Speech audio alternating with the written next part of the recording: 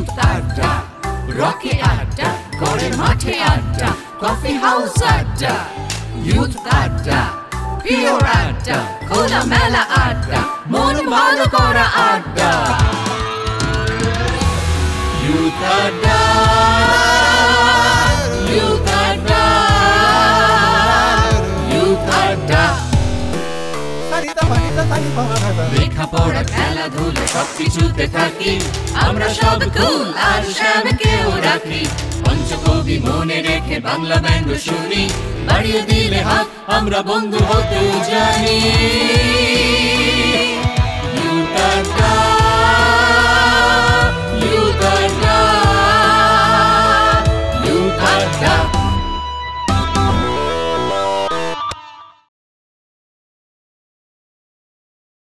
নমস্কার দর্শক বন্ধুরা, ইউথ আড্ডার আরও এক পর্বে তোমাদের স্বাগত। আজ প্রথমেই থাকছে দুই হুজুরের গপ্প। রূপকলায় ঢুকে যেটা হয় যে সৌমেন্দু রায় স্যার তো রূপকলায় আছেন জানি, কিন্তু স্যারকে তার আগেই রূপকলার বিভিন্ন ফেস্টিভ্যালে বা কলকাতা ফিল্ম ফেস্টিভ্যালে দেখতে পেতাম, দূর থেকে দেখে ভয় লাগতো। এরপর থাকছে পায়ে পায়ে কাছে দূরে। আজকে আমরা চেখে দেখব ময়দানের ক্যান্টিনের বিভিন্ন জনপ্রিয় এবং সুস্বাদু খাবার। এরপর থাকছে মনোজ্ঞ আলোচনা নিয়ে বিশেষ পর্ব হাত বাড়ালেই বন্ধু। সাধারণত চেষ্টা করা উচিত এত দেরি অবধি না অপেক্ষা করার, একেবারে শয্যাশায়ী হয়ে যাওয়ার পর আমি ডিসিশনটা নিচ্ছি। তাহলে আমরা প্রথমেই চলে যাই আলোকচিত্র শিল্পী রানা প্রতাপ কার ফার্মার সঙ্গে জমজমাট আড্ডায়।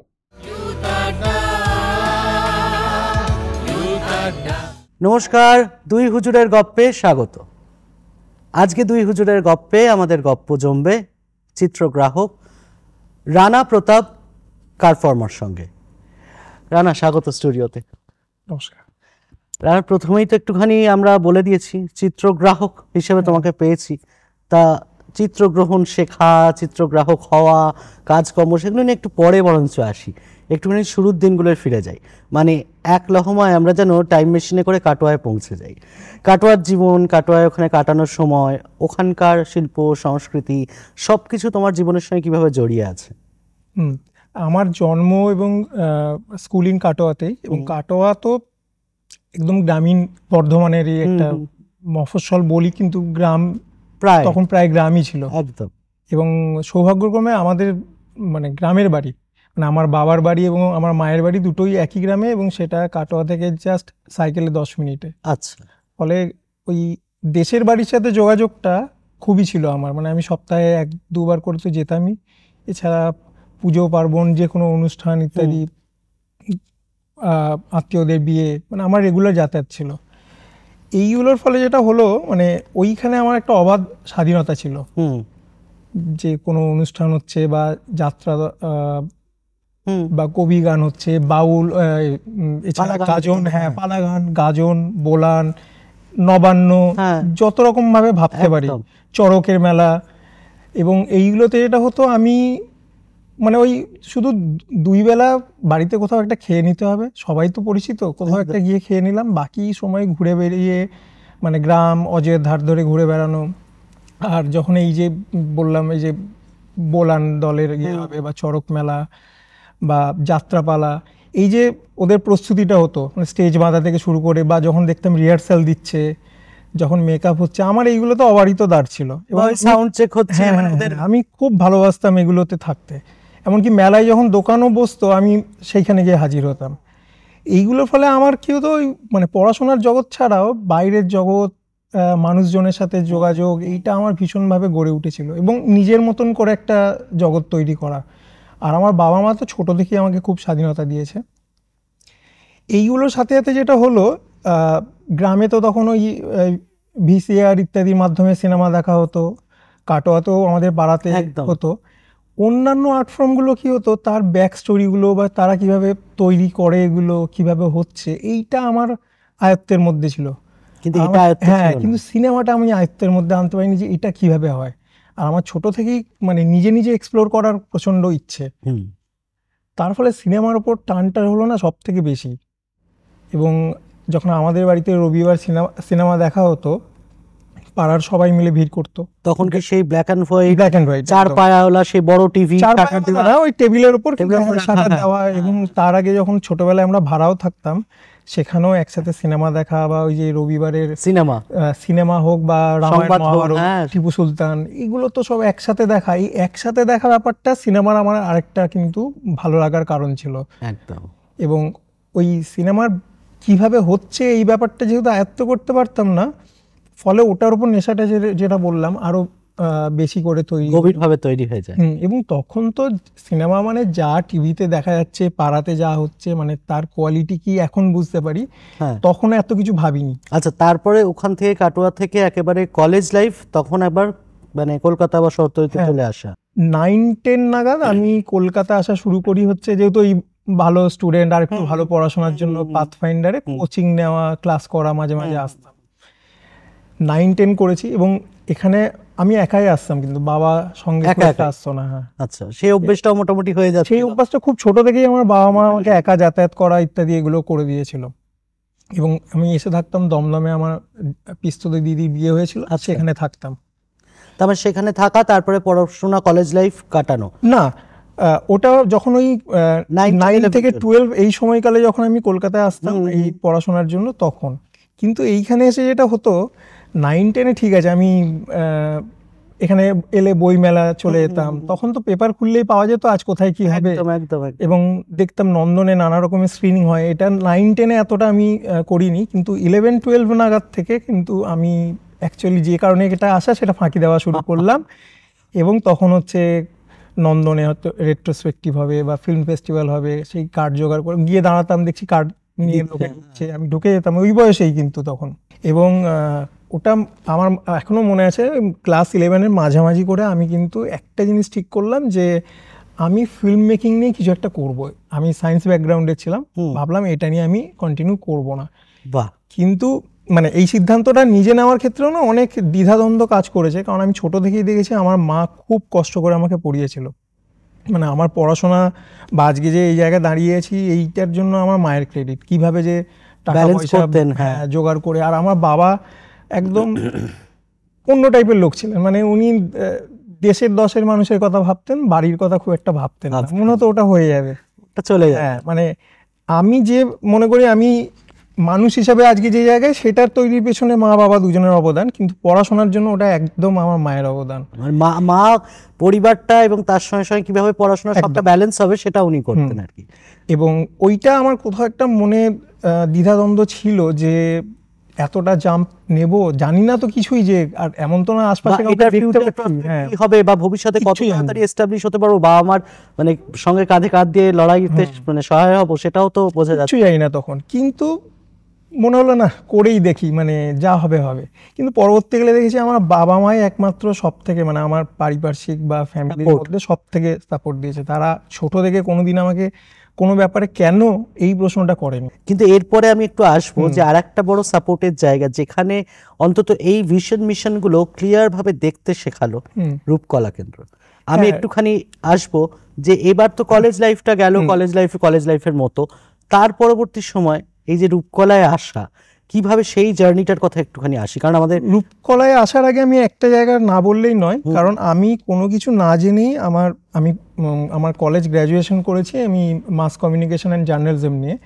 জাস্ট এটা জেনে যে এখানে একটু লিখতে পড়তে শিখবো, এটা নিয়ে পড়লে লিখতে পড়তে শেখা যায়। আমি দেখলাম ফিল্ম মেকিং নিয়ে পড়তে হলে একটু যদি লিখতে পড়তে জানি তাহলে তো ভালোই। মানে ছোটবেলা থেকে আমার ফটোগ্রাফি খুব ভালো করে শেখার একটা ইচ্ছে ছিল, যে কলকাতায় গিয়ে শিখবো। এবার আমি কলেজে কোনো কিছু না জেনেই ঢুকেছি, যে এখানে কী পড়ানো হয় ইত্যাদি। কিন্তু কলেজে ঢুকে দেখলাম যে ম্যাম, অর্পিতা ম্যাম, নানা রকমের ওয়ার্কশপে এখানে কলেজের ব্যবস্থা আছে, যেগুলো ফটোগ্রাফি হোক বা cinematography, documentary film making, editing, এগুলো সমস্ত আছে। তো আমি সিনিয়রদের যখন ওয়ার্কশপ হয় তখন সেগুলোতে চলে যেতাম। হ্যাঁ, কোনো একটা ভাবে যদি যুক্ত থাকতে পারি তাহলে ম্যাম বলবেন তাহলে আর ক্লাস করতে হবে না, তুমি ওখানে থাকো। তো কিছু না হলে একটা থার্মোকল ধরো বা কোনো ব্যাগ বয়ে দিতে হবে, এই করে আমি ওদের ওয়ার্কশপগুলো ঢুকতাম। তারপর তো আমাদের নিজেদেরও ওয়ার্কশপ হয়েছে। তো অর্পিতা ম্যামের প্রথম আমি বলবো, যিনি আমাকে আরও ওই সাহসটা দিয়েছেন যে আমি যেটা নিয়ে ভাবছি এটা নিয়ে আমি এগোতে পারি। তারপরে আমি রূপকলায় ভর্তি হই, এবং রূপকলায় ঢুকে যেটা হয় যে সৌমেন্দু রায় স্যার তো রূপকলায় আছেন জানি, কিন্তু স্যারকে তার আগেই রূপকলার বিভিন্ন ফেস্টিভ্যালে বা কলকাতা ফিল্ম ফেস্টিভ্যালে দেখতে পেতাম, দূর থেকে দেখে ভয় লাগতো, মানে ওনার অ্যাপিয়ারেন্সটা একটা অদ্ভুত, মানে একটা অরা ছিল। বাইরেটা একরকম, হ্যাঁ, আর ভেতরটা মেশার পর আরেক রকম। মানে সিনেমাটোগ্রাফার মানে একটা বিশাল কিছু ব্যাপার, মানে মনে হতো এইটা হওয়াটা বোধহয় খুব কঠিন, মানে তাহলে বোধহয় হবে না সিনেমাটোগ্রাফার হওয়া। তো শুরুতেও স্যারকে একটু ভয়ই পেতাম, কিন্তু সেকেন্ড সেমিস্টারে যখন পুরোপুরি স্যারের মানে সিনেমাটোগ্রাফি ক্লাসটা আমাদের শুরু হলো, তখন দেখলাম স্যার পুরো বন্ধুর মতো। এবং উনি যেটা করতেন, উনি যে অত বড় একজন সিনেমাটোগ্রাফার, ওই রকম মাপের, মানে একজন আন্তর্জাতিক মাপের সিনেমাটোগ্রাফার, এই অরাটা ওনার মধ্যে কখনো ছিল না। আর ওনার পড়ানোর টেকনিকটা তো সম্পূর্ণই অন্য ছিল। যে আমরা যখন ক্লাস করতাম তখন এই স্টুডিও ফ্লোরে প্রত্যেকটাই এই মানে ফার্নিচার আনা বা প্রপস আনা থেকে শুরু করে লাইটপত্র আনা এবং সেগুলো লাইট করা, আমাদের হেল্পিং হ্যান্ড অনেকেই ছিলেন, কিন্তু স্যার তাদেরকে বারণ করতেন যে না, একদম হেল্প নিজেরা করতে হবে। আমি খুবই ভালোবাসতাম এটা করতে, নিজে করে শেখা। আর স্যার এই যে মিউচুয়াল একটা রেসপেক্ট, যে আরেকজনকে, মানে আমাদেরকে উনি সিনেমাটোগ্রাফার চোখে দেখতেন, যারা ছোট হলেও একটা রেসপেক্টের জায়গা দিত, এবং সিনিয়র হিসেবে উনি তো রেসপেক্টের জায়গা অলরেডি আছেন, কিন্তু বোথ ওয়ে যদি এই রেসপেক্টের জায়গাটা থাকে তাহলে মানে আরো প্যাশনটা বাড়ে। যে কারণে তখন স্যারের কাজকর্ম যেমন খুঁটিয়ে দেখতাম, আমাদের যারা লাইট বয় বা ইত্যাদি শুরুর দিকে যারা কাজ দেখিয়ে দিতেন, বা স্যার যখন লাইট করতেন তারা স্যারকে হেল্প করতেন, তাদের কাজও খুব ভালো করে আমরা, মানে আমি অন্তত খেয়াল করতাম, কারণ সেখান থেকে অনেক কিছু শিখেছি আমরা। আর স্যার সবসময় যেটা বলতেন যে আমাকে না কপি করো না, কাউকেই কপি করো না, একটা নিজস্বতা তৈরি করো এবং নিজের মতো ভাবনা চিন্তা করো। মানে একটা সময় যেমন আমার মনে আছে সেকেন্ড সেমিস্টারের শুরুর দিকে যখন আমাদের ক্যামেরার প্যানিং, বিভিন্ন মুভমেন্টের ক্লাস হচ্ছে, লাইটিং শিখছি, তখন না কিছুই ঠিকঠাক করতে পারছি না, মানে সবারই দেখছি হচ্ছে, 2-3 মাস হয়ে গেছে, আমার দেখছি হচ্ছে না। আমি খুবই ফ্রাস্ট্রেটেড এবং স্যারকে একদিন সাহস করে বলি যে স্যার, আমার মনে হয় আমার দ্বারা সিনেমাটোগ্রাফি হবে না, কারণ আমার কিছুই হচ্ছে না, সবাই পারছে, আমি পারছি না, তো আমি ভাবছি ছেড়ে দেবো সিনেমাটোগ্রাফি। মানে তো স্যার আমাকে সেই দিন বললেন ঠিক আছে, তুমি ক্লাস শেষ হওয়ার পর আমার সাথে ফিরবে। স্যারের বালিগঞ্জে বাড়ি, তো গাড়িতে যেতে, তো উনি না এই বিষয়ে কিছু কথা বললেন না, উনি আমাকে জিজ্ঞাসা করলেন যে আমি কেন অ্যাকচুয়ালি ফিল্ম মেকিং করতে এসেছি, কেন সিনেমাটোগ্রাফি আমার ভালো লেগেছিল বলে আমি রূপকলায় ঢুকেছি। তারপর উনি যেটা আমাকে বোঝালেন যে তুমি না ওই ঠিক হচ্ছে ভুল হচ্ছে ওই ধ্যান ধারণার থেকে বাইরে বেরিয়ে এসো, বা আরেকজন কি করছে, স্যার কি বলবেন, ভুলে যাও। তুমি ভাবো যে তুমি সিনেমাটোগ্রাফার, তুমি যেটা ভেবেছো সেটা করেছো, সেটা আরেকজনের ভালো নাই লাগতে পারে, আরেকজনের হয়তো ভালো লাগবে, কিন্তু সবার আগে দেখো যে তোমার নিজের ভালো লাগছে কিনা। খুব রেয়ার কোয়ালিটি। উনি কোনোদিন হয়তো কোনো একটা ক্লাসে কিছু দেখিয়ে দিয়েছেন, উনি পরের দিন হঠাৎ করে গাড়ি থেকে নেমেই প্রথমে বলতেন কাল যেটা দেখিয়েছি না ওটা আমার খুব একটা পছন্দ হয়নি, মনে হয় ভুল করেছি, আজকে একটু নতুন করে করি। আমরা তো অবাক, মানে যে উনি ভুল করবেন, আমরা নিজেদের কাজ নিয়ে এত বাড়ি গিয়ে ভাবি না, সেখানে উনি বাড়ি গিয়ে এত ভেবেছেন সারা রাত, তারপর আবার পরের দিন এসে বলছেন আমি ভুল করেছি। এইটা রেয়ার, এবং এইটা আমি চেষ্টা করি আমার নিজের কাজের মধ্যে এই জায়গাটা রাখা। আচ্ছা, তারপরে একটুখানি আসি যে একদম রূপকলার কোর্স 2 বছরের সম্ভবতটা, সিনেমাটোগ্রাফি 2 বছরের কোর্স, কিন্তু আমাদের শেষ হতে প্রায় 5 বছর লেগে গেছে। প্রায় 5 বছর। আচ্ছা, কিন্তু 5 বছর আমরা নিয়মিত প্র্যাকটিস করে গেছি স্যারের সৌজন্যে এটা। আচ্ছা, এটা হয়েছে। এবং তার পরবর্তীকালে যখন বেরিয়ে সবাই তো ভাবে যে আমি কারো আন্ডারে কাজ করব বা থেকে আর একটু কাজ করে অ্যাসিস্ট করে সেখান থেকে আমি একেবারে কাজে মানে হাত পাকাবো একদম স্বনির্ভরভাবে নিজে। সেইখান থেকে কোন জায়গা থেকে তোমার ভাবনাটা এলো যে না, প্রথম কাজ হোক আর সেকেন্ড কাজ হোক, যাই হোক, আমি একেবারে নিজে একাই কাজ করব, এই যে ভাবনাটা? রূপকলার সময় থেকেই বলতে পারি যে ধীরে ধীরে হয়তো গ্রো করছিল, এবং এই সিদ্ধান্তটা আমি আমাদের ডিপ্লোমার আগেই মোটামুটি নিয়ে মানে 3rd সেমিস্টার নাগাদই আমি এই সিদ্ধান্তটা নিই যে আমি মানে এখান থেকে পাস আউট হয়ে আমি কিন্তু নিজেই মানে সিনেমাটোগ্রাফার হিসেবেই কাজ করব, কোথাও আমি অ্যাসিস্ট করব না। একদম আমার মনে হয়েছিল যে আমি আমার নিজের ভাবনা চিন্তাগুলোকে কাজে লাগাই। তারপর প্রথম কাজের সুযোগ বা একটু সেই গল্পটা শুনি। প্রথম তো বেরিয়েই একটা খুবই ইন্ডিপেন্ডেন্ট একটা ফিচার ফিল্ম শুরু করেছিলাম, কিন্তু সেটার শেষ হয়নি। তারপর প্রথম যদি কাজ বলি ইনস্টিটিউট থেকে বেরিয়ে, সেটা ছিল আড্ডা টাইমস ওটিটির জন্য একটা শর্ট ফিল্ম। অভিনন্দন দত্ত ওটা ডিরেক্টর ছিলেন। আচ্ছা, ওটা করে খুবই ভালো লেগেছিল। খুবই কঠিন পরিস্থিতি, মানে চ্যালেঞ্জিং পরিস্থিতির মধ্যে কাজ হয়েছিল, কিন্তু আলটিমেটলি সিনেমাটা সবার ভালো লেগেছিল এবং ওটাও একটু বেশ ভরসা দিয়েছিল। কিন্তু ওই মানে সিনেমাটোগ্রাফার হিসেবে কাজ করব এই সিদ্ধান্তটা নেওয়ার ক্ষেত্রে যেটা হয় মানে একটা তো হয় কাজ পাওয়ার ক্ষেত্রে, একদম।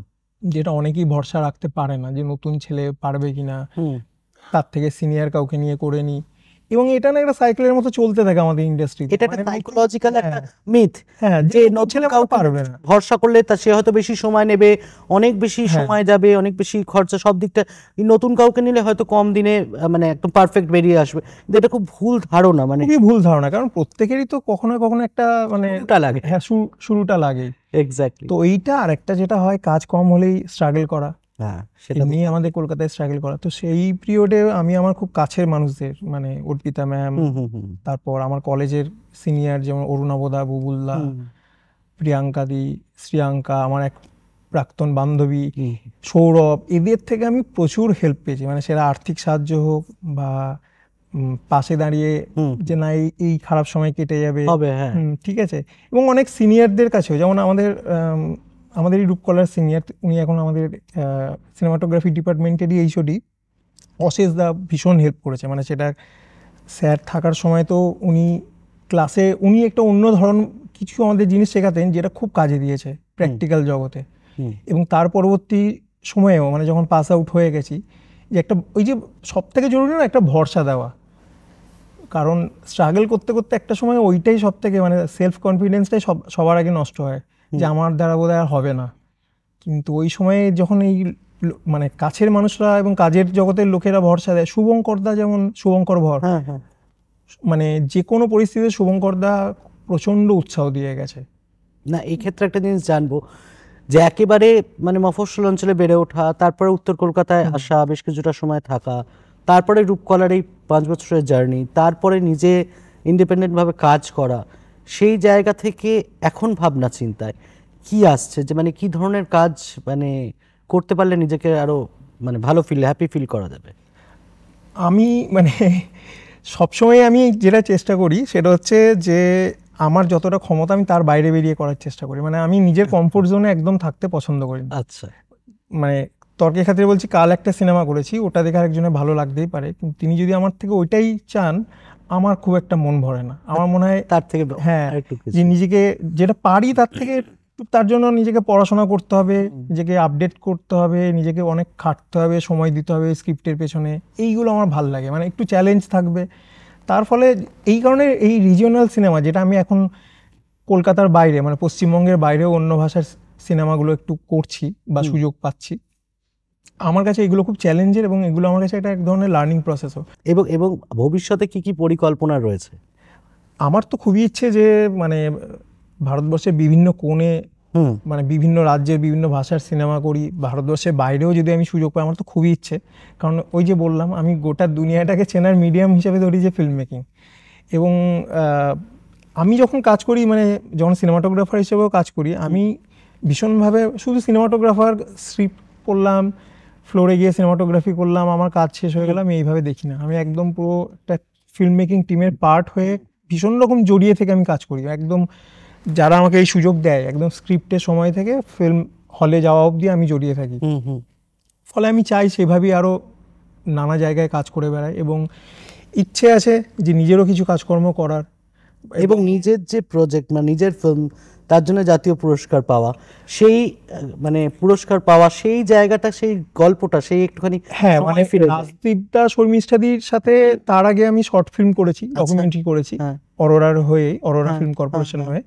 এবং কালকক্ষের আগে অ্যাকচুয়ালি আমরা আরো দুটো সিনেমা করব বলে ভেবেছি, তখন এনআরসি মুভমেন্টের জন্য একটা সিনেমা হয়নি, কোভিডের জন্য একটা হয়নি, যেটা আলটিমেটলি এই মন পতঙ্গ, এটা অ্যাকচুয়ালি আমাদের হয়তো প্রথম সিনেমা হতে পারতো। এটা প্রথম হতে পারতো, কিন্তু তখন কোভিডের কারণে এটা আটকে গেল। তো কোভিডের সময় ঠিক হয় যে কালকক্ষ করব, এবং কালকক্ষের জার্নিটা তো মারাত্মক। মানে সেই জার্নিটা, হ্যাঁ, মানে আমার ডিপ্লোমা ফিল্ম এবং কালকক্ষ আমাকে এই ভরসাটা দিয়েছিল যে মানে খুব অল্প বয়স থেকে এই যে সিনেমার প্রতি ভালোবাসা, বা তার পরবর্তীকালে ফিচার ফিল্ম করব, এই যে একটা ব্যাপার, এই দুটো কাজ আমাকে সেই ভরসাটা দিয়েছিল, সেই সাহসটা দিয়েছিল। এবং কালকক্ষের ন্যাশনাল অ্যাওয়ার্ড পাওয়া বা বুসানে যখন সিলেক্ট হলো, এইগুলো না ওই কোথাও কনফিডেন্সগুলোকে বাড়িয়ে দেয়। এবং যখন ইফিতেও দেখানো হলো, ইফিতে আমি গিয়েছিলাম ডিরেক্টর প্রডিউসারের সাথে, ওনার প্রচণ্ড ভালো মানে প্রশংসা পেয়েছে এবং খুব সিনিয়র সিনেমাটোগ্রাফারদের সাথে কথা বলে দেখেছি, মানে কিছু কথা বললে না আমি বলছি বোঝা যায় যে এটা খুব বলতে হয় বলা, কিন্তু তারা যখন ঘন্টার পর ঘন্টা গল্প করছেন, মানে আমার মতো একটা মানে অনামিকাকে তিনি এই জায়গাটা দিচ্ছেন। যেমন কলকাতারই অসীম বোস, মানে স্বনামধন্য সিনেমাটোগ্রাফার, ওনার সাথে যতটা সময় কাটিয়েছি আমি সারা জীবন মনে রাখবো। মানে উনি যা ভরসা দিয়েছেন, যা সাহস দিয়েছেন এই সিনেমাটা দেখার পর, প্রচুর গল্প করেছি। তো কালকক্ষ থেকে এইগুলো পাওয়া, এবং কালকক্ষতে প্রডিউসার বা রাজদীপ দাস, শর্মিষ্ঠা দি এরা আমাকে এই স্বাধীনতাটা দিয়েছিল যেটা নিয়ে আমি কাজ করতে খুব ভালোবাসি। এবং তাদের সাথে মিলে প্রোডাকশন ডিজাইন করা, কস্টিউম ভাবা, পরবর্তীকালে মোট পতঙ্গের ক্ষেত্রে শুধুমাত্র সিনেমাটোগ্রাফি মানে আমি শুধু ক্যামেরা করব আমার কাজ শেষ হয়ে গেল এটা নয়, পুরো সিনেমাটা, যেখানে দিনের শেষে যে সিনেমাটা লোকে দেখবে তার ভালোর জন্য যদি আমি কিছু করতে পারি, বা সেখানে যদি কোনো মানে ইনপুট দেওয়ার থাকে সেটার স্বাধীনতা। এবং ইনপুট দেওয়াটাও কি মানে মিউচুয়াল রেসপেক্টের জায়গা থেকে, যে আমি সিনেমার ভালোর জন্য বলছি, এবার সেটা ভালো না মন্দ সেটা আলোচনা সাপেক্ষ। এবং তারপরেও যখন ঘাস জমিও করেছি, ঘাস জমি ডিরেক্টর সুমন্ত্রদাও আমাকে সেম স্পেস দিয়েছে, বা এখন যখন আমি ছত্তিশগড়ে সিনেমা করি, যে ডিরেক্টর নীরাজ সেম এই ধরনের ফ্রিডম আমাকে দিয়েছে। মানে এই অদ্ভুতভাবে আমি ছোট থেকে যে ফ্রিডম পেয়েছি, কলেজে গিয়ে ম্যাম যে ফ্রিডম দিয়েছে, পরবর্তীকালে ডিরেক্টর থেকে রূপকলাতে রাইসের যে ফ্রিডম দিয়েছেন, আমি পরবর্তীকালে ডিরেক্টরদের থেকে এবং অবশ্যই প্রডিউসারদের থেকেও আমি সেই জায়গাটা কিন্তু পেয়েছি। আরেকটু যদি ঘাস জমি নিয়ে আরেকটু কিছু আমরা, ঘাস জমি খুব চ্যালেঞ্জিং কাজ ছিল, এবং ঘাস জমি একটা লার্নিং পিরিয়ড। মানে আমাদের বাংলা ইন্ডাস্ট্রি তো যে ধরনের ওই 5 বছরের ডিপ্লোমা হওয়ার পরে না ওর ইন বিটুইন, অ্যাকচুয়ালি ওটাও ওই 2020তেই, মানে আচ্ছা যদি প্রথম ফিচার ফিল্ম শুট বলি যেটা প্রপার, সেটা হচ্ছে ঘাস জমি। তার কয়েক মাস পরে কোভিড চলে এলো, এবং কোভিডের পরে হচ্ছে কালকক্ষ শুট করি, কিন্তু কালকক্ষ আগে কমপ্লিট হয়, রিলিজ হয়, এবং ঘাস জমি পরে রিলিজ হয়। এবার ঘাস জমির একটুখানি প্রেক্ষাপটটা যদি আমরা জানি। সুমন্ত্রদা আমাকে অ্যাপ্রোচ করেছিল ঘাস জমির জন্য, একটা সম্পূর্ণ অন্য ধরনের গল্প, মানে এই ধরনের ড্রামা চট করে আমাদের সিনেমার পর্দায় আসে না, এই ধরনের চরিত্রগুলো সিনেমার পর্দায় আসে না। এবং সবথেকে চ্যালেঞ্জের জায়গা ছিল যে যা হয় প্রপার ইন্ডিপেন্ডেন্ট সিনেমার ক্ষেত্রে বাজেট নেই, অনেক কিছু ইকুইপমেন্টস আমরা নিতে পারবো না, কিন্তু আমরা প্রচুর সময় কাটিয়েছি, আমরা ভাবনা চিন্তা করেছি যেটা না হলেই নয়। যেমন প্রচুর প্ল্যানিং করা, যার ফলে কোন দিন কোন ইকুইপমেন্টস লাগবে যাতে কস্ট কাটেল করা, এবং প্রায় 1-2 সপ্তাহ ওই যে বাড়িগুলোতে শ্যুট হবে, মেন যে বাড়িটাতে, সেখানে গিয়ে লাইট স্টাডি করা, কোন সময়ে কোথায় কীরকম লাইট হয়, এবং ঘন্টায় ঘন্টায় নোট নেওয়া, সেই বুঝে সুমন্ত্রদাকে ইনপুট দেওয়া যে এই সময়ে এখানে যদি এই সিনটা করি তাহলে এইভাবে আর্টিফিশিয়াল লাইটের সাথে মিশিয়ে আমি এটা করতে পারবো। মানে আগে থেকে রিসার্চ ওয়ার্ক বা এই কি করে নেওয়া যাকে বলে। এটা কালকক্ষের ক্ষেত্রেও করেছি, মন পতঙ্গের ক্ষেত্রেও করেছি, এবং পরবর্তীকালে আমি এইভাবেই কাজ করতে ভালোবাসি, এবং আমার বেশিরভাগ কাজ যারা আমাদের সুযোগ দেয় আমি এইভাবেই করি। একটু মন পতঙ্গের কথাটাও আমরা একটু ছুঁয়ে যাই। পতঙ্গ সেম ভাবে, মানে প্রায় 6-7 মাস জড়িয়েছিলাম প্রি প্রোডাকশন থেকে শুরু করে, মানে লাস্টের শুটের লাস্টের আগের 3 মাস আমি কোনো কাজও করিনি তখন, কারণ আমাদের টিম তখন ওইভাবে তৈরি হয়নি। তো 2 ডিরেক্টর, আমি, আমাদের এক্সিকিউটিভ প্রডিউসার আর প্রডিউসার, এই কজন মিলেই মূলত আমরা ঝাঁপিয়ে পড়েছি তখন। এবং ওখানেও সেম, যেহেতু ফুটপাতের লোকেদের নিয়ে গল্প, তো গোটা কলকাতা ঘুরে বেরিয়ে ছবি তোলা, এই ধরনের মানুষদের জীবনযাত্রাগুলো অবজার্ভ করা, তারা কি ধরনের কস্টিউম ইউজ করে, কি ধরনের প্রপস, তাদের অঙ্গভঙ্গি কি হয়, সব কিছু, মানে এইগুলো রিসার্চ মেটেরিয়ালগুলো নিজেরাই মানে মাঠে ঘাটে নেমে করা, এবং এগুলোকে কালেক্ট করা হোক, কেনা হোক, সেগুলোর ব্যবস্থাপনা সমস্ত, এটা ডিরেক্টররাও খুব ভালোবাসতেন করতে, এবং আমিও সাথে জুড়ে যেতাম। মানে এইটা আমাদের একটা কমন ভালো লাগার জায়গা, এবং সেটা যেহেতু এক জায়গায় মিলে গেছে তাই কাজটাও ঠিক আছে। পরবর্তীকালে যে প্রোডাকশন ডিজাইনার এলো সেও একই মেন্টালিটি। ওয়েব সিরিজের কথা, ওয়েব সিরিজ একরকম আমরা জায়গায় পাই, আবার ওয়েব সিরিজ অনেকগুলো পার্টে আমরা দেখতে পাচ্ছি, আবার ফিল্ম যখন পাচ্ছি একদম টানা পাচ্ছি, ঠিক আছে। এই যে জায়গাটার মধ্যে কোথাও পার্থক্য কি মানে চোখে পড়ে না? কাজটার ধরনটা আলাদা, বা আমরা যে মানে দেখছি আমরা, আমাদের দেখাটা আলাদা হচ্ছে, কিন্তু জিনিসটা কিভাবে শুট হয় নাকি আলাদা? একটু না, আলাদাভাবে তো শুট হয়, কারণ ওয়েব সিরিজের ক্ষেত্রে ব্যাপারটাই হয় এপিসোড ভিত্তিক, যে এতগুলো এপিসোড থাকলো। আচ্ছা, সিনেমার ক্ষেত্রে তো পুরোটাই সমান। এবার শুটিং অবশ্যই সিনেমার শুরু আর শেষ তো পরপর শুট হয় না, ভেঙে ভেঙেই শুট হয়।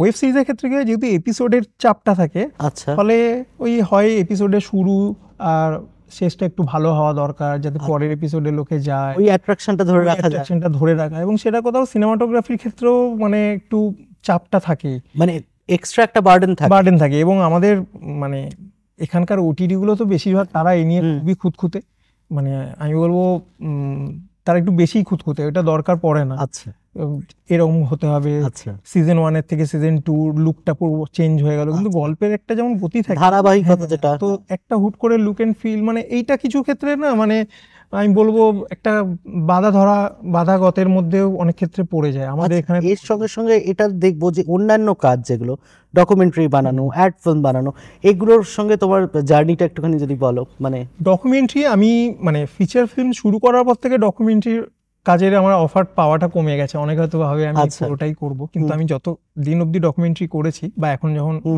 মানে বিভিন্ন অ্যাড ফিল্ম শুট করি, এগুলো আমার কাছে না সম্পূর্ণ ওই যে বললাম নিজের কমফোর্ট জোন থেকে বেরোনো। যে ফিচার ফিল্মে আমি এক ধরনের ভাবে করছি, একটা অ্যাড ফিল্ম করলে তো অবশ্যই তার ভাবনা চিন্তাটা আলাদা হয়ে যায়, তো সেই জায়গাটা আমি দিতে পারছি না। স্বল্প পরিসরে অনেক বড় একটা গল্প বলে যাওয়া। ডকুমেন্টারির ক্ষেত্রে তো চ্যালেঞ্জ আরো, একটা দীর্ঘ সময় ধরে একটা জিনিসকে তৈরি করা থাকে, তার একটা যেটা হয় সব কাজের একটা কমন থ্রেড থাকে। এবং ডকুমেন্টারির ক্ষেত্রে তো সবসময় এই সুবিধাটা হয় না ফিকশনের মতো, যে একটা স্ক্রিপ্ট আছে, সলিড একটা স্ক্রিপ্ট যেটা বাইবেল ধরে আমরা এগোচ্ছি, একদম, কিন্তু তবু ডিরেক্টরের ভাবনা বা যেভাবে শুটিং এগোচ্ছে তার সাথে সাথে তার একটা জার্নি হয়তো হলো, একটা পরিবর্তন হতে পারে, তার সাথে নিজেকে মানিয়ে নেওয়া। ফলে ডকুমেন্টারি সিনেমাটোগ্রাফিটাও কিন্তু একটা সম্পূর্ণ অন্য চ্যালেঞ্জ, মানে যেটা একটা ফিচার ফিল্মের সিনেমাটোগ্রাফির ক্ষেত্রেও বলবো। এবং আমি খুব এনজয় করি এগুলো একদম। এবং আরেকটা সুবিধা হয় যে না প্রচুর জায়গার মানুষজন তাদের এইগুলো, এটা একটা নিজের ওই মানে আবার একটা লার্নিং প্রসেস, মানে ভবিষ্যতের জন্য রসদ সংগ্রহ করা। একদম, এই লার্নিং প্রসেস এবং ডেভেলপমেন্ট প্রসেস তোমাদের চলতেই থাকে, সারা জীবন ধরে চলবে।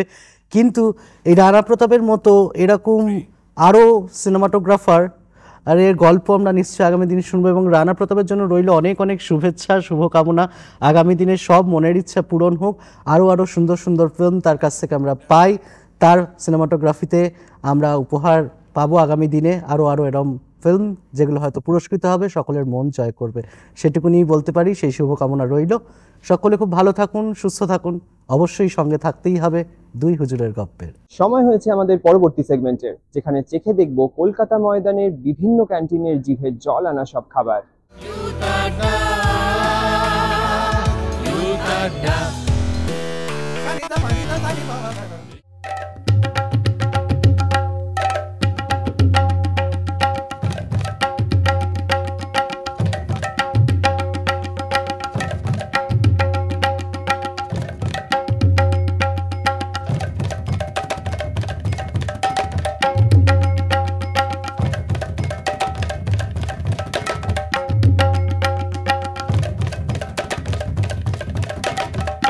পায়ে পায়ে কাছে দূরেতে আজকে আমরা চলে এসেছি কলকাতার ময়দানে। আর আজকে আমরা চেখে দেখব ময়দানের ক্যান্টিনের বিভিন্ন জনপ্রিয় এবং সুস্বাদু খাবার। চলুন।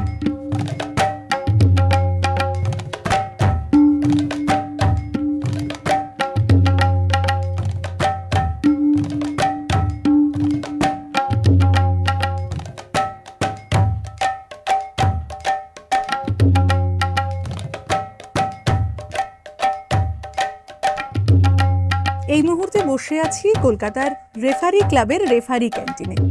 ঘড়িতে সময় 3টে, অলরেডি দুপুরের খাওয়া দাওয়া সবার মিটে গেছে। আর আমি বেশি কথা বলতে পারছি না এই কারণে, কারণ প্লেটে রয়েছে ডিমের চপ, বাঙালির সবচেয়ে প্রিয় স্ন্যাক্স বলা যেতে পারে।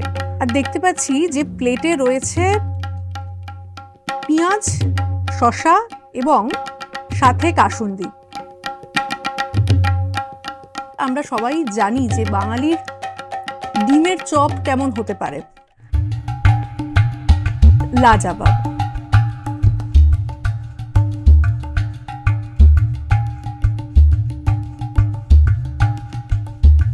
ডিমের চপের পরে এবার যেটা দেখতে পাচ্ছি প্লেটে এসে হাজির হয়েছে ভেজ চপ। এই ভেজ চপের ভেতরে যেটা দেখতে পাচ্ছি বাদাম রয়েছে, মশলা এবং আরো লঙ্কা, আরো অনেক কিছু। ভেতরে স্টাফিংটা একদম ঠাসা আর খেতে খুবই সুস্বাদু।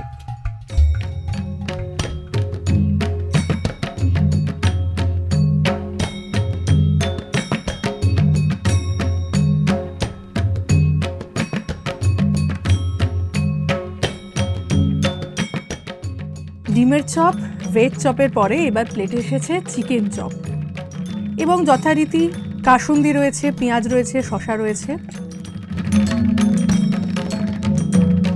জেনারেলি অনেক সময় এই স্টাফিংটা একটু ছিবড়ে হয়, খুব একটা ভালো লাগে না খেতে খেতে, কিন্তু এক্ষেত্রে সেটা একদমই নয় এবং তার চেয়েও বেশি টেস্টি।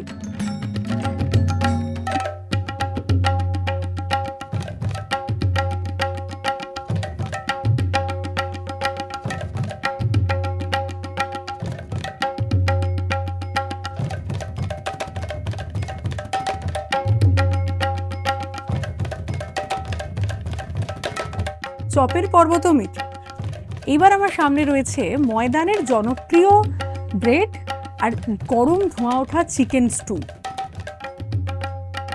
একদমই অতিরিক্ত তেল নেই এবং প্রত্যেকটা ভেজিটেবলস এত প্রপারলি সেদ্ধ হয়েছে।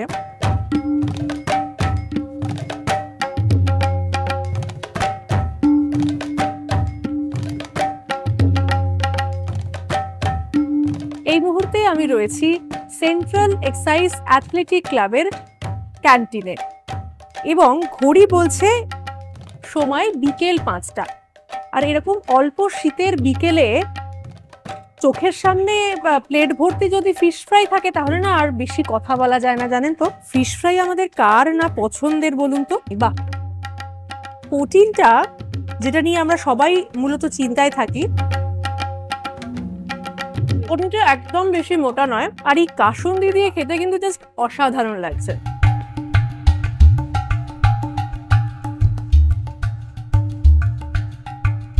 এই মুহূর্তে প্লেটে কি আছে বলুন তো? এই মুহূর্তে প্লেটে আমি দেখতে পাচ্ছি এসেছে মাটন স্যুপ। এই মাটন স্যুপটা আমি এখন টেস্ট করে দেখব। আমি যেটা দেখতে পাচ্ছি যে আলু রয়েছে, সাথে গাজর এবং অফকোর্স মাটন।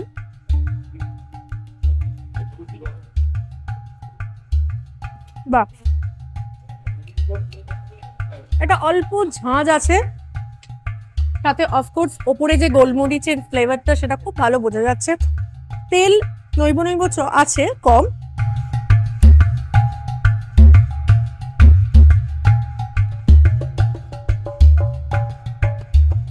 মাটনটা সেদ্ধ হয়েছে খুব ভালো, আর ওপরে গোলমরিচটা ছড়িয়ে আরো কিন্তু স্বাদটা বাড়িয়ে দিয়েছে দ্বিগুণ।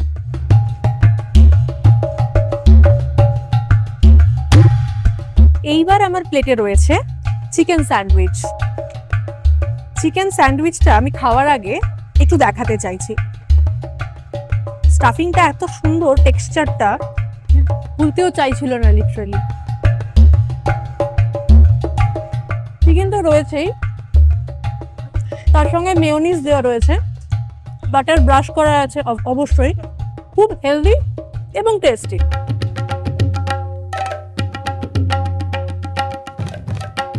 এই ক্যান্টিনের এক দাদাকে আমরা আমাদের সঙ্গে পেয়েছি। এই ক্যান্টিনটি কতদিন ধরে চলছে? এই ক্যান্টিনটা আমার বাবা চালাচ্ছে, উনি 42 প্লাস হয়ে গেছে। 42 ইয়ার্স প্লাস হয়ে চলছে এখন। আগে বাবা চালাতো, এখন আমরা চালাচ্ছি। মানে এই ক্যান্টিনটার বয়স 42 বছর প্লাস। আচ্ছা, প্লাস। মূলত কি ধরনের বারে কি কি খাবার পাওয়া যায় এখানে? সব তো স্পোর্টসরা বেশি খায়, তো আমরা সব পুরো লাইট মশলা দিয়ে করে হয় এখানে সব খাবারটা। এখানে ঘুগনি, veg soup, chicken soup, mutton soup, mutton curry, chicken curry সব লাইট হয়। আচ্ছা। আর মাটন লিভার কারি আছে। আবার দুপুরে লাঞ্চে হয় ভাতের আইটেম হয়, তো ওসবে থাকে, ডিম কারি থাকে, মাছ কারি থাকে, এইসব। আচ্ছা, মানে সোম থেকে শনি খোলা থাকে? পুরো রবিবার, সোম থেকে রবিবার অবধি। কটা থেকে কটা? সকাল 7:30 থেকে সন্ধ্যাবেলা 7:30 অবধি। পায়ে পায়ে কাছে দূরেতে আজকে আমরা এসেছিলাম কলকাতা ময়দানে এবং চেখে দেখলাম এই ময়দানের বিভিন্ন ক্লাবের ক্যান্টিনের অনন্য সব জনপ্রিয় খাওয়া দাওয়া, স্বাস্থ্যকর এবং সুস্বাদুও বটে। বাঙালিরা যেরকম খাদ্য রসিক সেরকম স্বাস্থ্য সচেতনও কিন্তু বটে। আর এই দুটোকে যদি পাশাপাশি রাখতে হয়, এই জায়গাটা কিন্তু তোমাদের জন্য একেবারে আদর্শ একটি জায়গা।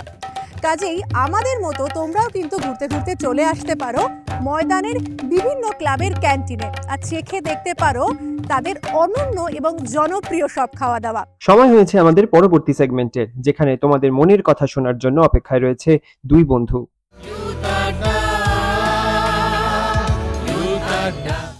সখী ভালোবাসা কারে কয়, সে কি কেবলই যাতনাময়? রবীন্দ্রনাথ ঠাকুর স্বয়ং ভালোবাসার উৎস এবং ভালোবাসার পরিণতি দুটো নিয়েই সন্দিহান ছিলেন। তাই আমরা যারা ভালোবাসায় মন ভরাই, তাদের কিন্তু এই ভালোবাসা থেকে সত্যিই কোনো না কোনো যাতনা তৈরি হতেই পারে। হ্যাঁ, কোন বিষয় নিয়ে আলোচনা করব সেটা তো বলবই। ভালোবাসার মধুর অনুভূতি নিয়ে শুরু করি আজকের হাত বাড়ালেই বন্ধু অনুষ্ঠান। আর এই অনুষ্ঠানে প্রতিদিনের মতন আমি চলে এসেছি তোমাদের সঙ্গে বিশেষ কোনো বিষয় নিয়ে আলোচনা করতে। সেই আলোচনার বিষয়বস্তুতে এবার ফিরি। ভালোবাসার অনুভূতি আপাত মধুর হলেও তা মনের সঙ্গে সংযুক্ত মানেই তার থেকে যাতনা বা কষ্টও তৈরি হয়। সেই ভালোবাসার কষ্ট ঠিক কেমন কেমন হতে পারে? তার ভিতরে কি লুকিয়ে থাকতে পারে মানসিক অবসাদের কারণ? হ্যাঁ, সেই বিষয় নিয়ে কথা বলবো। আর কথা বলতে আমাদের সঙ্গে আছে আমাদেরই বন্ধু মনোবিদ দিশারি চৌধুরী। দিশারি, তোমাকে আমাদের অনুষ্ঠানে স্বাগত। অনেক ধন্যবাদ। ভালোবাসার যে মধুর অনুভূতির কথা দিয়ে শুরু করেছি, এবার তোমার কাছে বলি ভালোবাসার একটা সেরকম দিক যে দিকের সঙ্গে দুই ব্যক্তির মধ্যে একজন অপরজনের অনুভূতি নিয়ে কোথাও যেন একটা খেলা করে যাচ্ছে। তার যে আবেগ, সেই আবেগকে সে যেন কোথাও ব্যবহার করছে। এটাও এক ধরনের ভালোবাসা, কিন্তু এই রিলেশনশিপগুলোকে অনেক সময় টক্সিক রিলেশনশিপ বলা হয়, যেখানে একজন কোনো না কোনোভাবে আরেকজনের ভালোবাসা থেকে কোথাও একটা মানসিক অবসাদের শিকার হয়ে উঠছে। এই সম্পর্কটা নিয়ে তুমি কিছু যদি বলো ভালো হয়। অবশ্যই। তো একেবারেই ঠিক, এখন আমরা সোশ্যাল মিডিয়া খুললেই এই টার্মটা টক্সিক রিলেশনশিপ কিন্তু খুব বেশি দেখতে পাই। কারণ এটা আজকাল দিনে কিন্তু বেড়ে যাচ্ছে, যে একটা মানুষ আরেকটা মানুষের সাথে থেকে খুশি নেই কেন? কারণ কিছু কিছু ট্রেটস বা কিছু কিছু কোয়ালিটিস রিলেশনশিপটাকে কিন্তু খুব বিষাদময় করে তুলছে, খুব কষ্টদায়ক করে তুলছে। তো কিভাবে আমরা বুঝবো যে যে রিলেশনশিপটায় আমরা আছি, যে সম্পর্কতে আমরা আছি, সেটা টক্সিক নাকি সেটা সুস্থ, সেটা ভালো? তো কিছু কিছু বেসিক জিনিস থেকে তো আমরা বুঝতেই পারি। যেমন প্রথমে এটাই দেখবো যে সেই মানুষটা আমাদের ব্যক্তিত্বকে, আমাদের ইন্ডিভিজুয়ালিটিটাকে, আমাদের টোটাল বেঁচে থাকাটাকে সাপোর্ট করছে কিনা, আমাদের নিজেদের যে চয়েসগুলো সেটা ওই মানুষটা সাপোর্ট করছে কিনা। তারপর দেখব যে অনেক রকম মানসিক কারসাজি হয়, যেরকম গ্যাস লাইটিং বা ইমোশনাল ব্ল্যাকমেল বা গিল্ট ট্রিপ দেওয়া, যে তোমার মনের কথা একটা কিছু তোমায় বলছে, কষ্ট হয়েছে আমার এটাতে, সেটাতে বলা যে না আমি সারাদিন পরে এসেছি অফিস করে, এখন কেন এসব নিয়ে বলতে শুরু করেছো? তাহলে কি দিচ্ছে? এটা গিল্ট দিচ্ছে, যে তুমি তোমার ফিলিংসটাই শেয়ার করেছো কিন্তু সেটা থেকেও তোমাকে গিল্ট ফিল করাচ্ছে। বা তোমার আরো অনেক রকম জিনিস হতে পারে, যেমন কি তুমি একটা নিজের কোনো মতামত দিচ্ছ, কোনো একটা ওপিনিয়ন দিচ্ছ, সেটাকে ডিসরেসপেক্ট করছে। বা তোমার একটা কোনো প্যাশনের জিনিস, এটা করতে তোমার ভালো লাগে, সেটা কিন্তু সে মেনে নিচ্ছে না। কিছু কিছু দিন মেনে নিল, কিছু কিছু দিন নিচ্ছে না। আরেকটা যেটা জিনিস খুব common, hot and cold treatment আমরা বলি, যে একদিন অপর মানুষটা খুব ভালোবাসছে, খুব যত্ন করে আগলে রাখছে, কিন্তু পরের দিনই সেই মানুষটা একেবারে অন্যরকম, চিনতেই যেন পারা যাচ্ছে না। আবার কি হয়, এই যে আনপ্রেডিক্টেবিলিটিটা বা এই যে চেঞ্জ হয়ে যাচ্ছে মানুষটা, সেটা কিন্তু আরেকটা মানুষের জন্য খুবই বেদনাময়, একেবারে মেনে নেওয়া যায় না। তো এই সব কিছু মিলিয়ে আমরা রিলেশনশিপটাকে বা সম্পর্কটাকে ছেড়েও যেতে পারি না, কারণ ভালোবাসা তো আছে, একটা আশাও থাকে মানুষের মনে যে ঠিক হয়ে যাবে, বা এতদিন ভালোবেসেছি, আস্তে আস্তে ভালোবাসা দিয়ে পাল্টে ফেলতে পারবো, বা হয়তো এরকম এখন করছে, একটু পরে ঠিক হয়ে যাবে, একেবারে আশা, বা কালকেই তো আবার চেঞ্জ হয়ে যাবে, অসুবিধা নেই। ঠিকই, একদম।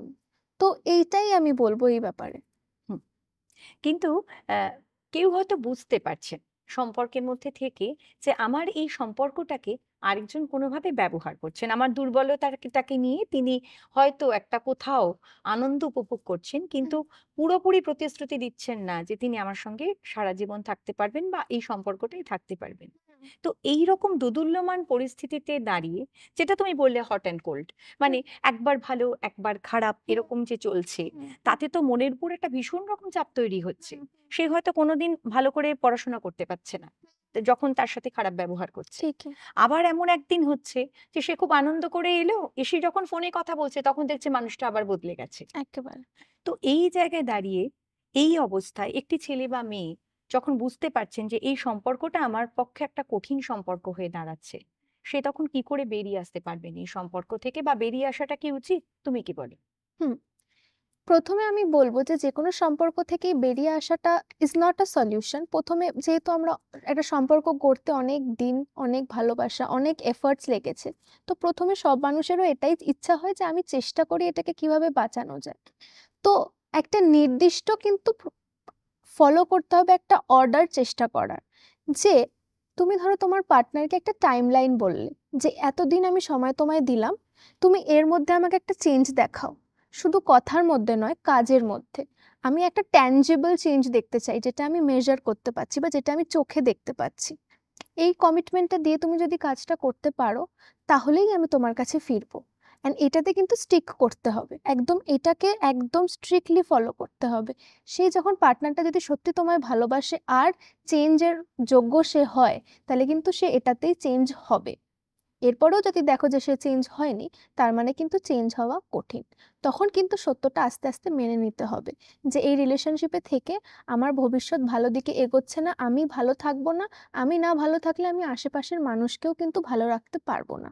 আমাদের যে সন্তান হবে তার প্রজন্ম, তার পরবর্তী প্রজন্ম, সবকিছু কিন্তু ওটাতে এফেক্ট হবে। তাই এগুলো ভেবে কিন্তু আমি চলবো। আরো কিছু কিছু করা যেতে পারে, যেমন কি নিজের আত্মসম্মান বোধটাকে অনেকটা বাড়াতে হবে।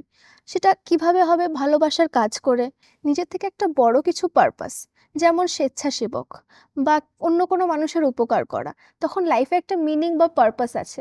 নিজের আত্মসম্মান বোধটাও তখন বেড়ে যায়, তখন আর এসব জিনিস ছোট লাগে। আর একটু অস্থায়ী কিছু ব্রেক নিতে হবে, যেটাকে আমরা রিলেশনশিপে ব্রেকআপ বলছি না, ব্রেক, কিছুদিনের জন্য। যে আমি মানুষের থেকে আলাদা থেকে একটু দেখি না কেমন হচ্ছে, আমি কি সত্যি অতটা কষ্টে আছি যতটা আমি ভাবতাম আমি থাকবো তাকে ছাড়া, নাকি তাকে ছাড়া বেশি ভালো আছি। এটা একটা, এগুলোকে কি বলে, বিহেভিয়ারাল এক্সপেরিমেন্ট। আমি করে দেখলাম, যদি ভালো না লাগে তো চলে যেতেই পারি, বাট করে দেখলেও অনেক সময় ওটা হয়। তো এই কিছু পদ্ধতি আমার মনে হয় খুব উপকার করতে পারে। আচ্ছা, এরকম একটা সম্পর্কে কোনো ছেলে বা মেয়ে হয়তো বহুদিন আছেন, হুম। কিন্তু বেরোতে পারেননি। যে হুম। উপায়গুলো তুমি বললে সেই উপায়গুলো তিনি প্রয়োগ করতে পারেননি বা বেরোতে পারেননি। হুম। দেখা গেল তিনি আস্তে আস্তে হতাশার পথে চলে গেছেন, হুম। বা একেবারে আমরা যেটাকে বলি মানসিক অবসাদ। এই জায়গায় গিয়ে কোনোভাবে কি ফিরে আসা সম্ভব, মানে এই সম্পর্কটা থেকে? অবশ্যই ওই জায়গাটা থেকে ফিরে আসা সম্ভব, কিন্তু ওই সম্পর্কে থেকে ওই জায়গাটা থেকে ফিরে আসা সম্ভব কিনা এটা কিন্তু কঠিন প্রশ্ন। কারণ যেটা কজ সেটা কিন্তু সলিউশন সাধারণত হয় না। তো প্রথম জিনিস সেটা করতে হবে যে মেনে নিতে হবে যে এই সম্পর্কটায় আমার উন্নতি হচ্ছে না, আমি ভালো নেই। আর সাধারণত চেষ্টা করা উচিত এত দেরি অবধি না অপেক্ষা করার। এক্কেবারে শয্যাশায়ী হয়ে যাওয়ার পর আমি ডিসিশনটা নিচ্ছি, সেটা যেন না হয়। আগে থেকেই যখন দেখতে পাচ্ছে যে আমি ভালো নেই, আমি দিনের পর দিন, মাসের পর মাস ভালো নেই, তখনই যেন বুঝে যাওয়া উচিত যে আমি এখান থেকে বেরিয়ে গেলেই আমার ওটা মঙ্গল হবে। তো আমি বলবো এটাই করা উচিত এই সময়তে, যে একটু গ্যাপ নেওয়া, একটু ইন্ট্রোস্পেক্ট বা যেটাকে কি বলে, নিজের ভেতরে গিয়ে দেখা যে আমি কি সত্যি ভালো আছি, বা আমার কি মনে হয় এখানে থেকে কি আমি ভালো থাকতে পারবো। আর বিষাদ থেকে বেরিয়ে আসার তো অনেক রকম পদ্ধতি হয়, যেমন প্যাশন ফলো করা, নিজের ভালো লাগার কাজগুলো বেশি বেশি করে করা, অন্য সাপোর্ট সিস্টেম ডেভেলপ করা। কি আমার পার্টনার ছাড়া বা আমার সম্পর্ক ছাড়াও আমার আরেকটা লাইফ আছে, আমার বন্ধু আছে, আমার ফ্যামিলি আছে। আর কি মনের এক্সপ্রেশনস, মানে মনের চাপা যে ফিলিংসগুলো, সেগুলো এক্সপ্রেস করার জন্য কিন্তু জার্নালিং একটা খুব ভালো মাধ্যম। নিজের মনের কথাগুলো লিখুক, কাউকে বলার জন্য যদি না পায় সে লিখুক। ঠিক। এগুলো কিন্তু কিছু কিছু জিনিস সেগুলো করা যেতে পারে। আচ্ছা, ভালোবাসার কোনো সংজ্ঞা হয় না, যেটা আমরা শুরুতেই বললাম। রবীন্দ্রনাথ সংজ্ঞা খুঁজে পাননি, কোনো কবি সাহিত্যিকও আজ পর্যন্ত পাননি। তবু এটা জানতে ইচ্ছে করছে, নিশ্চয়ই মনোবিদের কাছে কিছু এর একটা ডেফিনেশন আছে, যে আমাকে ছেলেটি বা আমার প্রিয় মহিলাটি, বান্ধবীটি আমাকে ভালোবাসেন, সেটা বোঝার জন্য সেরকম কি কোনো স্কেল আছে যেটা দিয়ে আমরা বুঝতে পারি যে হ্যাঁ, সত্যি ছেলেটি বা মেয়েটি আমাকে ভালোবাসে? অবশ্যই কিছু কিছু জিনিস, তার ব্যবহার, তার কথাবার্তা, তার ভাবনা চিন্তা, তার ব্যবহার আপনার প্রতি সেটা কেমন, সেগুলো দিয়ে কিন্তু এগুলো খুব সহজেই বোঝা যেতে পারে। যেমন কি সে আপনাকে শ্রদ্ধা করছে কিনা, আপনাকে রেসপেক্ট করছে কিনা। রেসপেক্ট বলতে শুধু কিন্তু আপনার মানুষ হিসেবে রেসপেক্ট নয়, আপনার বাউন্ডারিজকে রেসপেক্ট বা আপনার ইন্ডিভিজুয়ালিটিকে রেসপেক্ট। মানে এটা আমার করতে ভালো লাগছে না, তুমি যখন তোমার পার্টনারকে বলছো, তারপরও কি তোমার পার্টনার তোমাকে জোর করে করাচ্ছে? যদি করায় তাহলে কিন্তু তোমার বাউন্ডারিকে সে ক্রস করছে, সেটা কিন্তু মেনে নেওয়ার যোগ্য নয়, সেটা ভালোবাসার মানুষ কখনোই করবে না। আরেকটা জিনিস এটা হয়, হেলদি কনফ্লিক্ট রেজলিউশন কি আমার পার্টনার আমার সাথে করে? সেটার মানে কি সুস্থভাবে একটা ঝগড়া হয়েছে, সব রিলেশনশিপেই ঝগড়া হয়, কিন্তু সেটা আমরা সুস্থভাবে মেটাতে পারছি কিনা, সেটা আমরা সুস্থভাবে সলভ করতে পারছি কিনা। আরেকটা যে কতটা তোমায় ক্ষমা করতে পারছে, তোমাকে পুরো তোমার টোটালটার জন্য অ্যাকসেপ্ট করতে পারছে কিনা, তোমার ভালোটাও তোমার খারাপটাও সবটাই সে গ্রহণ করতে পারছে কিনা, সে তোমার যত্ন করছে কিনা, সে নিজেকে তোমার ওপরে রাখছে কি সব সময়। মানুষের একটা টেন্ডেন্সি থাকে, সে নিজেকে সবচেয়ে বেশি ভালোবাসেই, কিন্তু ভালোবাসাই এমন একটা জায়গা যেখানে কিন্তু অপর মানুষটা আরেকজনকে কখনো কখনো নিজের থেকে ওপরে রাখে। সেটা কি আমার পার্টনার করতে পারে? এইসব কিছু প্রশ্ন করলে কিন্তু নিজে থেকে উত্তরগুলো খুব সহজ হয়ে যায় যে হ্যাঁ, এগুলো তো আমার মনে হয় আমার পার্টনার আমার জন্য করছে। হুম। আচ্ছা, এবার একটা কথা বলি যে এই ধরনের একটা টক্সিক রিলেশনশিপ কোনোভাবে তিনি বুঝতে পারেননি, বা দুই সম্পর্কে যারাই আছেন তারা দুজনেই বুঝতে পারেননি যে সম্পর্কটা এরকম জায়গায় আছে। এরপরে দেখা গেল যে একেবারে বিয়ে পর্যন্ত এগিয়েছে, বাড়ির দুই পক্ষের দুই বাড়ির মানুষজন জানেন। এইবার হয়তো ছেলেটি বা মেয়েটি কোনোভাবে আবিষ্কার করলেন যে না, এই সম্পর্কটা আমি এতদিন কোনো রকমে টেনে নিয়ে চলেছি, কিন্তু আর পারছি না, বিয়ে পর্যন্ত বোধহয় আমি টানতে পারবো না। এই জায়গায় দাঁড়িয়ে বাড়ির পরিবেশে সে বলতে পারছে না যে আমি এই সম্পর্কটা থেকে বেরোতে চাইছি, তখন তার কি করণীয় এবং বাড়ির মানুষের কি করণীয়? আচ্ছা, তো এই সিচুয়েশনে এসে এতদিন থাকার পর যদি সে এরম ফেস করে যে সে বাড়ির মানুষদের বলতে পারছে না, তো আমার মনে হয় তাহলে এটা মেনে নেওয়া উচিত যে এটার আর কোনো ফিউচার নেই, তাহলে আমরা এখান থেকে বেরিয়ে গেলেই আমাদের মঙ্গল। কারণ কেউ যদি সত্যি চায়, যেটা বলে না where there is a will there is a way, যে সত্যি চায় সে কিন্তু পারে। তো যদি সে এতদিন পরে এসে সেটা না পেরে থাকে, আমার মনে হয় তাহলে সে এবার আস্তে আস্তে সত্যিটাকে হজম করে নেওয়া উচিত। যেমন কি রবি ঠাকুর বলেছেন, সত্যরে লাও সহজে। আর কি করা যেতে পারে? এরপরে আসে আমাদের অন্য কি কি করা যেতে পারে। মানে আমরা সাপোর্ট সিস্টেম তৈরি করব, আমরা অন্য জিনিসে মন নিয়োগ করব, ফোকাসটা অন্য কিছুতে সরাবো। আমাদের অনেক নেতিবাচক চিন্তা আসবে, নেগেটিভ থটস, যে আমার মধ্যেই হয়তো কোনো ভুল ছিল যার জন্য এটা হলো না, আমার কপালটাই খারাপ। এটা কিন্তু আমরা চেঞ্জ করার চেষ্টা করব, এটাকে আমরা চ্যালেঞ্জ করব, অ্যান্ড এটাকে আমরা রিফ্রেম করব যে সত্যি কি আমার কপাল খারাপ? জীবনে কি আমার বাকি সবকিছুই খারাপ হয়েছে? আমার জীবনে কি আর অন্য কিছুই ভালো নেই? আমি কি আর অন্য কিছু অ্যাচিভ লাইফে করিনি? এগুলো করলে নিজের আত্মসম্মান বোধ আর নিজের মুডটাও কিন্তু বেটার হয়, আর ফোকাসটাও আস্তে আস্তে চেঞ্জ হয় একটা এই সম্পর্ক থেকে নিজের বৃদ্ধির ওপর। তো আমি বলবো এটা কিন্তু ফোকাস করা উচিত। আর তারপর অবশ্যই প্রফেশনাল হেল্প নেওয়া উচিত যদি মনে হয় যে আমার নিজের ক্ষমতায় এটা আমি করতে পারছি না। আমরা তো অনুষ্ঠানের একেবারে শেষের দিকে। তো এই জায়গায় এসে যেহেতু আমাদের বন্ধুরাই রয়েছেন শোনার জন্য, একজন বন্ধু হিসাবে আমার কোনো এক বন্ধু বা বান্ধবী হয়তো এরকম একটা রিলেশনশিপে আছে, সে তার গল্প করছে, আমার তাহলে তাকে পরামর্শ কি দেওয়া উচিত এই জায়গায় দাঁড়িয়ে? পরামর্শ এটাই দেওয়া উচিত যেগুলো আমি আগেও বললাম, যে তুই দেখ একটু কয়েকদিন ওর থেকে দূরে থেকে, একটু নিজের ডিস্টেন্স মেনটেন করে, যে ও কতটা এফর্ট নিচ্ছে বা তুই কতটা খারাপ বা ভালো আছিস ওর থেকে দূরে থেকে। আর এটাও যে দেখ তোর এটা ছাড়াও তো আরো অনেক, তুই তো আঁকতেও ভালো পারতিস, তুই তাহলে আঁক না, একটু একটু এগুলোর দিকে মন দে না। বা অন্য সাপোর্ট গ্রুপ তৈরি করছি, যে আমি অনলাইনে একটা নতুন গ্রুপের সাথে, একটা নতুন কমিউনিটির সাথে যোগাযোগ করেছি, যারা স্বেচ্ছাসেবক বা সোসাইটির কিছু হেল্প করছে, সেরম কাজে আমি নিযুক্ত হলাম। বা বন্ধু বান্ধবী বললো যে তুই আমার সাথে একটু বেশি সময় কাটা না, তাহলে এইসব জিনিসগুলো থেকে মাথাটা একটু সরবে, তোর মন খারাপ হলে তুই আমায় বলবি। আরেকটা জিনিস, যে জার্নালিং এর কথা যেটা আমি বলছিলাম, বান্ধবী এটাও বলতে পারে যে তুই জার্নাল কর, তোর মন খারাপ হলে তোর অনেক সময় এটা মনে হতে পারে যে আমি নেই বা আমায় তুই বলতে পারছিস না সেই কথাটা, তুই লেখ। এটা কিন্তু সায়েন্টিফিক্যালি প্রুভেন যে মনের কথা লিখলে মনটা অনেক হালকা হয়। অনেক ধন্যবাদ দিশারি তোমাকে। খুব সুন্দর করে দিশারি আমাদের বুঝিয়ে দিলেন যে ভালোবাসার যাতনা থেকে কি করে মধুর অনুভূতিকে বের করে নিতে হবে। আসলে ভালোবাসা থাকেই, কিন্তু ভালোবাসাকে অনুভব করে বাঁচিয়ে রাখাটাও আমাদের কাছে খুব প্রয়োজন। তোমরা সকলে ভালো থেকো, সুস্থ থেকো, আর ভালোবাসার মধুর অনুভূতি নিয়ে থেকো। ততক্ষণের জন্য চলি হাত বাড়ালেই বন্ধু অনুষ্ঠান থেকে। নমস্কার।